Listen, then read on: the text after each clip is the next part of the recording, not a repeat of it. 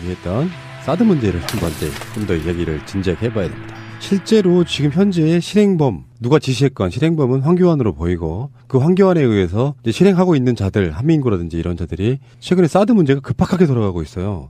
하다 안 되니 롯데의 약점을 잡아가지고 롯데와 골프장 부지를 교환하고 거기에 지금 철조망을 치고 사드 배치하겠다는 것을 강력하게 밀어붙이고 있어요. 심지어 5월 달에 한 개 포대를 설치 완료하겠다는 계획까지 엄청나게 빠릅니다. 근데 뭘 믿고 일어나 혹은 어떤 똥줄이 타길래 일어나 싶은 거잖아요.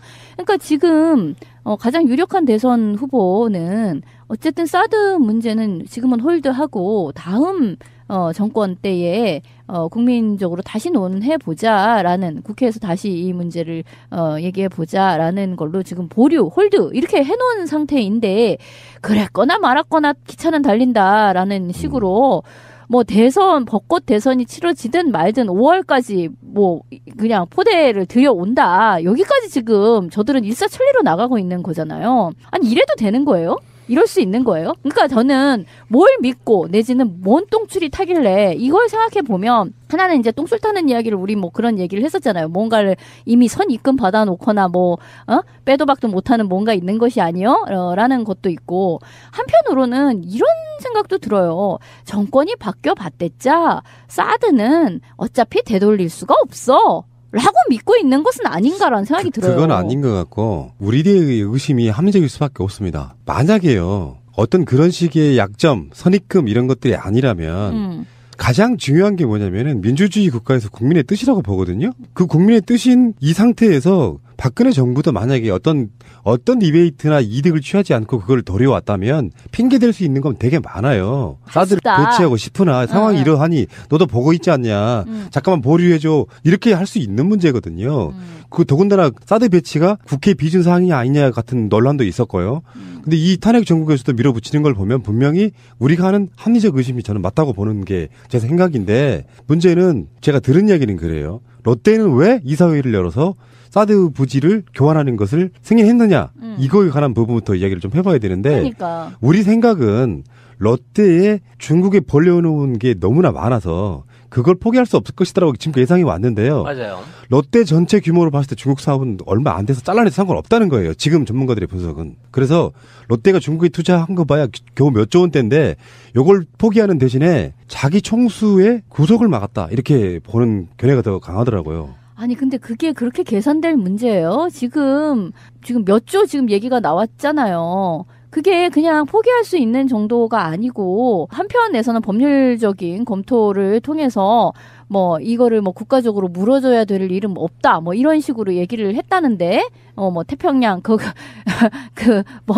로펌에서 그런 식으로 자문을 해주었다라고는 하는데, 어쨌든 이게 나중에 소송까지를 가게 된다라고 하면 롯데가 대중국 사업에서 처맞은 어떤 그런 불이익 등등을 국고로 메꿔야 할 가능성까지 있다고 하는 거예요. 매우 유효한.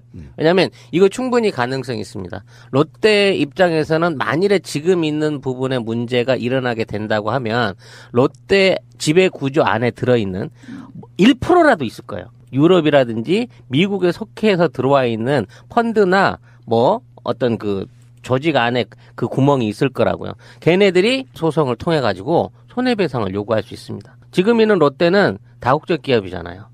그리고 본사가 지금 일본 안에 있고 대부분 개인 주식으로 다 일가 소유로 다 돼 있다고 알려져 있지만, 이거를 운영하고 있는 펀딩 회사는 엄청나게 많은 주주들을 받아놓고 있단 말이야. 그 주주 안에 우리가 무서워하는 미국이나 유럽계 주주가 한두 주주만 있다고 하더라도 이 소송이 가능합니다. 따라서 우리의 국가정책인 사드 때문에 우리가 중국에서 있는 사업을 한 9조 원을 말아먹었고, 그로 인해서 얻어야 될 수익도 한 5조 원 말아먹었으니 한 14조 원 정도 해줘야 되겠는데 라는 소송이 날 수도 있다는 거죠. 근데 롯데만 손해를 보면 롯데는 그걸로 끄실 수 있는데요. 롯데 때문에 다른 기업들이 어마어마한 폭탄을 맞아버리는 게 문제예요. 예, 지금 그게 가장 큰 문제인데, 저도 이제 아까 진미님 얘기 좀 이어가 보면, 그러니까 보통 상식으로 이해가 안 갑니다. 당일날 사드 부지를 교환하자마자 철조망을 헬기로 운반했어요, 군이. 그래서 긴급하게 작전을 투입해서 철조망을 치는데, 성주 시민들이 그 철조망, 헬기로 나르는 철조망을 보면서 눈물을 흘리면서 이제 아연 실색했다는 거 아닙니까? 그 모습이 난 너무 일단 진짜 상상을 못 하겠네. 헬길에 철조망을 싣고 다니. 예, 짠합니다. 그 모습을 한번 그려보세요. 눈물 날라 합니다. 그런데 왜 그러면 그렇게 할까라고 저도 주말에 내내 생각을 해봤어요. 우리 방송 때문이 아니라 왜 그러지? 우리 군은 우리의 생명과 재산을 보호하기 위해서 만든 군대인데 왜 우리를 억압하지? 탄압하지라고 생각을 해봤더니 결론은 돈입니다. 커미션 아니면 저게 불가능하다. 이미 뒷돈을 다 처먹었다? 처먹어서 어떻게 뒤치닫기를 하는데 아니라면 이제 조공의 문제가 있다. 사드 조공이다 난. 조공이라고 보는 건데 그러면서 군인들이 왜 저럴까라고 해보면 이게 아까 제가 얘기했던 제가 지금 우리 앞에 중국 전문가가 있어서 말하기는 그렇지만 하세요. 지금 중국이 보복을 얼마만큼 단행할지 그리고 보복이 약해진다 하더라도 북한과 그 보복 조치로 북한의 핵미사일 개발에 대한 국제적 압박을 아예 해제시켜버릴 만큼의 중국과 북한이 경제 협력을 더 강화해버린다면 그러면 한번 가봅시다. 한규환이 이놈의 새끼가 또는 한민구 이 아이들이 주장하는 사드를 배치하면 정확한 키워드입니다. 핵미사일의 개발 의지를 꺾는다는 거야. 북한에. 아이씨. 이게 말이야 막걸리야. 오히려 우리가 북한에 도와주는 게 소수이고요. 대부분의 중국에 의존하는 북한은 중국과 경제 규모가 늘어날수록 핵을 더 많이 만들어버려. 그러면 우리 입장에서 보면 사드를 도입함으로 인해서 북한의 핵 의지를 꺾는 게 아니고 도와주는 꼴이야. 왜 그러냐면 남한이나 여기에서 북한을 자극하지 않으면 중국이 북한을 안 도와줄 거 아니에요. 경제 제재에 동참하라고. 그런데 이제 명분이 생긴 거야. 중국은 경제 제재에 나 못해. 니네들 새끼야 내 코앞에다가 엑스밴드 설치해놓고 무슨 놈고 북한을 내가 하라는 거야. 이렇게 얘기하고 북한과 더 공고하게 지금 움직인다는 거 아닙니까? 그러면 북한은 핵을 더 만들어. 예. 그 이런 새빨간 거짓말들을 대한민국 국군 수장, 국무총리, 대통령 권한 대행이 하고 있다라는 게 미쳐버리겠는 겁니다. 그러니까 진짜. 성질 같으면은 우리가 지금까지 사드 이야기는 아마 수백 번 했을 거예요. 그렇죠. 한국에 쏠 핵미사일은 고고도로 쏠 이유가 없다. 그런 멍청한 짓을 왜 해요? 공중에 떠있는 시간이 길수록 요격될 가능성이 높은데 사드로 맞아가야 될 미사일이 아니다. 그게 첫 번째인 거고. 두 번째는 이게 북한의 핵미사일을 막는다는 핑계로 사실은 중국은 다 알고 있는 거 아니에요. 그렇죠. 중국 감시 또는 중국의 핵을 막겠다는 그런 의도를 뻔뻔히 드러내고 있는 거에 대해서 우리나라 황교안이라든지 한민구를 제외한 몇 사람을 제외하고 나면 사실 좀 관심이 있는 사람은 그게 북핵용이 아니라는 걸 너무나 잘 알고 있는데 경제를 이렇게까지 망가뜨려 가면서까지 지금 실제 중국에 있는 지인들한테서 턱이 들어오고 있는데요. 오늘자 모든 언론 매체 안에서 탑 기사들이 사드 얘기고 SNS 안에서 사드에 관련된 토론방이 엄청나게 활성화되고 있다고 합니다. 그리고 심지어 몇몇 지역에서는 한국인 가게들이 문을 접기 시작했고요. 아까 말씀하신 대로 롯데 홈페이지가 쇼핑몰에서 사라지거나 롯데 면세점 홈페이지가 다운되는 이런 류의 사태들이 계속 이어나고 있어요. 근데 이거는 굉장히 개인적인 활동일 가능성이 크고요. 중국 정부는 준단교에 준하는 조치를 취하겠다고 얘기를 하고 있습니다. 이게 준단교를 하게 되면 무슨 문제가 생기냐면요. 각 상대방 나라에 있는 기업들이나 개인들이 돌아가야 돼요. 단교가 되기 때문에 그 전에 내보내야 된다고.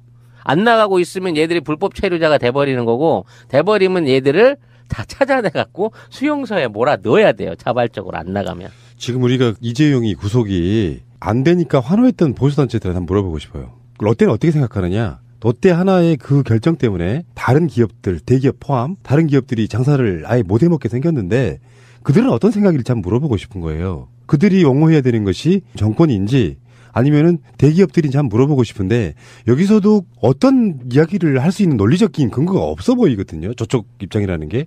지금 계속 우리가 보도도 보고 있습니다만 이제 한류 관련한 콘텐츠는 TV 아예 출연 금지를 시켜버렸어요. 그 정도니까. 아니 한국 상품을 전부 시장에서 걷어가고 있어요. 그러니까 우리나라 제품들 중에 정식 수입을 돼갖고 들어간 제품은 중국 안에 깔린 전체 제품 중에 글쎄요 10%도 안 됩니다. 나머지는 다 어떻게 보따리로 들고 들어가든지 뒷구멍으로 들어간 제품들인데 이런 제품들을 전부 다 이거 어떻게 해서 들어왔어? 이거 수입 면장이 있어? 허가 있어? 이런 이유로 때려 잡아가지고 그 한국 물건을 파는 가게들을 문을 닫아버리는 거예요. 그럼 한국 제품이 전혀 수입이 안 되게 되는 거죠. 왜냐하면 들여와봐야 팔 수가 없으니까 중간에 있는 업자가 아예 선택을 안 할 거 아니야, 한국 제품을. 그러니까 공식적으로 국가가 무역을 막았다든지 뭐 한국산 물건을 수입을 못하게 했다든지 그게 아니라 아예 소비를 못하게 때려 잡아버리는 방식으로 규제를 하는 거예요. 그럼 이제 거꾸로 중국에서 들어오는 뭐 여러 가지 뭐 해산물이라든지 식품 종류들 많잖아요. 그 개들이 문 닫을까요? 안 닫아요. 왜? 어차피 그거 닫아버리면 그거 파는 농민들이 손해보니까 결국 자기네 건 계속 팔아먹게 우선 놔두고 우리가 중국에 팔아먹고 있던 물건들 작년 한 해만 딱 대중국 수출 30% 이상 줄었거든요. 올해는 거의 80% 이상 줄어든다고 봐야 됩니다. 예, 지금 관광객도 수도 지금 줄인다고 급감하고 있죠. 예, 급감하고 있고 지금 그러니까 제가 너무 열받는 건 뭐냐면 그러니까 대한민국의 지금의 박근혜 관료들은 제 표현에 의하면 식민지 국가, 지배 국가인 미국한테 할 말이 있다는 겁니다. 아, 니네 빨리 사드 가, 새끼야. 내가 커미션 줬잖아. 이렇게 하면, 야, 지금 한국이 사드 배치할 때냐. 지금 대통령이 탄핵됐는데 좀 봐주라. 다음 정부에 좀 해봐라. 이렇게 해서 자기 모면을 할 수 있는 겁니다. 그렇잖아요. 3개월을 못 기다립니까? 지금, 아니면 13일까지라도 좀 기다려달라. 헌재가 만약에 하면 그 이후에 한번 얘기를 해보고, 안 되면, 이렇게라도 지금 자기를 자기 방어를 좀 할 수 있고 빠질 수가 있는 거고 그다음에 미국도 그걸 알고 있을 거 아닙니까 다 한국의 정치적인 급변한 상황이 그래 그럼 좀 오버하지 말고 좀 기다려 보자 뭐 이렇게 해서 넘어갈 수 있단 말이에요. 그러고 나서 중국과 경제적인 이득 실익을 취하면 된단 말이에요. 근데 우리 그 전에 중국과 북한에 앞으로 40년 동안 먹고 살 게 있으니까 뭐 중국과 관계해야 된다 막 이렇게 했는데 지금 찌라시님 얘기한 대로 보면 이보다 더 심각해요. 찌라시님 얘기한 것보다 실제로 더 심각한 관광객 줄이거나 또는 면세점이나 포털 사이트에서 전부 롯데를 내려버린다는 겁니다. 지금. 그리고 지금 오늘도 소식이 들어온 게 롯데 사탕을 다 불허해버렸다는 겁니다. 수입을 지금. 이렇게까지 하고 있는데 얼마나 지금 경제의 위기가 지금 5월 경제위기 설이 나오고 있는 이걸 부추기는 거 아닙니까 지금 사드 하나로? 그러니까 커미션설 첫 번째 유력하고요. 거기에 동반되는 효과가 하나 더 있습니다. 이게 마지막 대선 전략이다. 맞아요. 제가 그렇게 지금 이 상황이 벌어지면 분명히 야권이나 이런 데서 격렬하게 저항하잖아요. 그렇게 되면 대선 아젠다가 되고 아니 북한의 핵을 막겠다는데 김정남 피살 사건도 그거 아닙니까? 저 잔악한 무도한 놈들을 그 분위기에 롯데가 이사회에서 승인해 준 거랑 좀 연관이 있거든요. 그러니까 마지막 대선 전략 아젠다로서 사드에 대한 격렬한 어떤 반응을 부추기겠다. 이런 의도도 분명히 전 있어 보이는 거예요. 일단 쌍피 그들 입장에선 그래서 야당 후보들이 격렬하게 반발해 주기를 막 기다리는 것 같은 그런 느낌. 그래서 보수 세력들을 결집시키는 용도로도 쓰고 있다. 저는 그렇게 봅니다. 그러니까 그것이 여러 가지 용도로 하는데 이 사드가 간단한 문제가 아니에요. 우리가 지금 방송에서 털기가 어려운 문제지만 동북아 전체의 긴장감을 조성시키고 아까 제가 얘기했듯이 극우 세력들 이런 자들이 득세할 수 있는 메커니즘을 만들어가고 있고 이게 본선에서 이제 이것이 만약에 북한에서 예를 들면요. 본선 게임에서 선거 한 5일 놔두고 간첩단 사건이나 또는 북한에서 뭐 노동미사일이나 쏘면 우리 군이 긴장감을 확 올려버릴 수 있단 말이에요. 지금 또 훈련 기간이지 않습니까? 한미연합. 그러니까 이런 측면에서 봤을 때 굉장히 안보상의 불안한 상태에서 대선을 치르면요. 과거 통계에 따르면 5% 정도가 보수층으로 간다는 겁니다. 평균적으로. 그러니까 그 정도의 이익이 사항을 만들기 위한 거라는 거예요. 뭐 여담 같은 게 하나 나왔는데 인천공항 면세점이 작년 매출이 2조 3천억으로 세계 1위였다고 하는데 심지어 루이비통은요 하루에 2억 원어치가 팔릴 정도라는데 사실 생각해보면은 거기에 오는 사람들 중에 다수는 중국인들이에요. 맞아요. 근데 이제 중국인들이 안 오기 시작하면 줄어들 거고 또 갑자기 문득 떠오르는 게 하나 있는 게 인천공항 같은데 민영화 하려고 엄청 노력했지 않습니까? 서비스 평가 세계 1위를 수년째 해오던 것을 뭐 그 민영화 시키려고 그렇게까지 노력을 했던 거랑 사드 문제는요 그들의 정책하고도 안 맞아요. 자유시장 경제 이런 거에 안 맞는다고 국익이 안 되는 짓거리를 저렇게 하고 있는 그래서 제가 조공이라고 한 거예요. 조공 이해를 설명이 안 돼요.